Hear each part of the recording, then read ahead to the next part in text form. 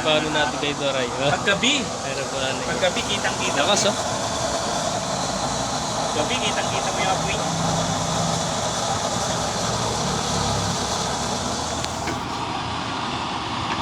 Yan. Langis lang po ng ano ng pinagsinsulan na motor. Ayan. Yan lang po yung pamparingas diyan. Sa isang patak abot na 1 linggo. Oh. Joy lang eh. Tinulo mo kasi dalawa. Galit na. Ano?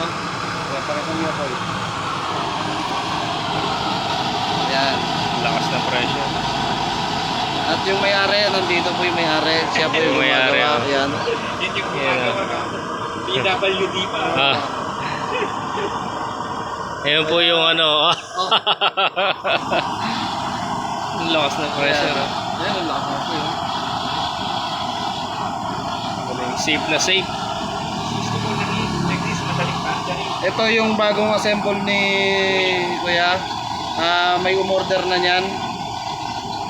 Nagis lang po. Ano? Langis lang. Ayan, ang langis lang yun po. Ito, tinry lang po namin. Hindi pa po tapos yan. Mayroon pa pong mga ano rito yan. Tangke. Parang Kapag kumpleto ka na. Parang ganito siya. Ganyan o. Yan.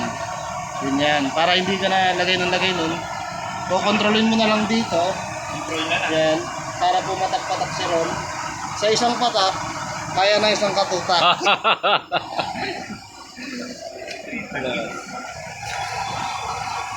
Ayan na, ito po yung tangke niyan. Yan. Ito niya yun. Sa mga gusto pong magpagawa o gustong umorder, Oh. please. Oh. Nananawagan. No? Nananawagan na.